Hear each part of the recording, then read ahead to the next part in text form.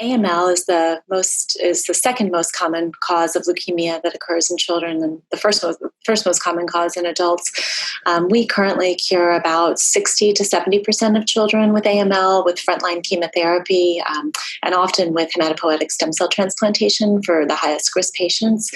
But we know that chemotherapy resistance remains a major cause of relapse and inability to cure our young patients, and this has prompted major excitement and a lot of research into new immunotherapies that we think can overcome some of this chemotherapy resistance that we see in children with AML.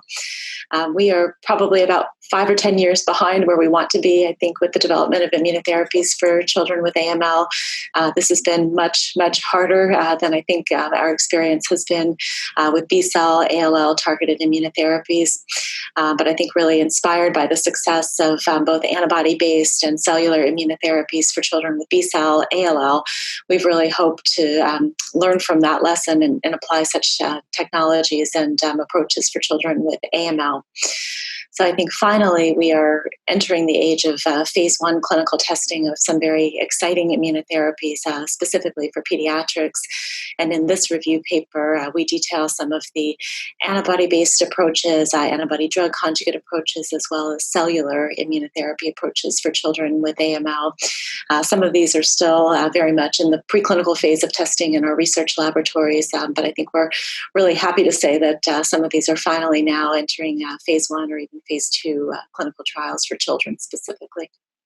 So I think, the first immunotherapy that we're delighted to say is now actually FDA and EMA approved for children with AML is gemtuzumab ozogamicin. This is a CD33 antibody drug conjugate that has been through about 2 decades of clinical testing, all the way to phase 3 testing in both adults and children. This is now FDA approved for both newly diagnosed and relapsed adults, and now recently in pediatric patients. So that's probably our first example, of an immunotherapy for children with AML.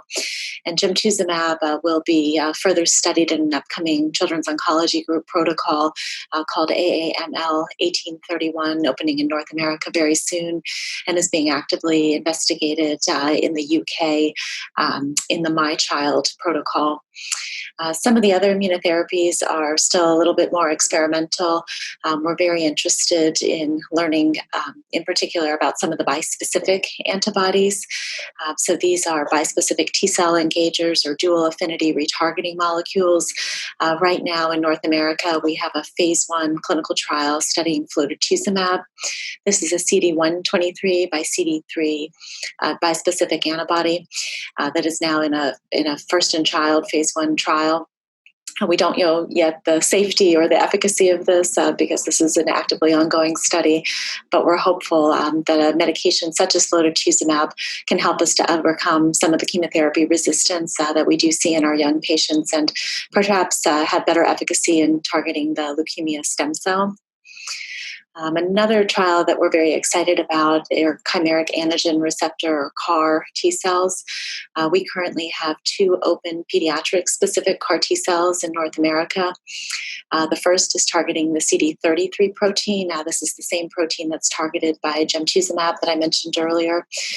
Again, this is a very early days in these phase 1 trials, but we are investigating the safety and the potential tolerability of CD33 CAR T cells right now in a pediatric bone marrow transplant consortium sponsored study in the U.S.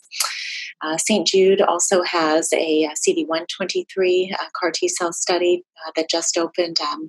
This is the same target as flotetuzumab. So I think these are 2 targets that are of major interest to us in pediatric oncology.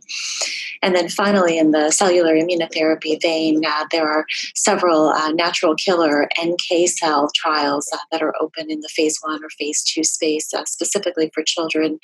These are haploidentical NK cells that are harvested from a donor that are stimulated in the research laboratory with cytokines and then infused back into the patients.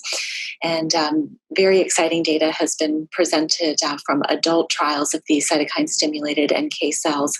And I think we're eager to understand the experience in the phase 1 trials, specifically in children.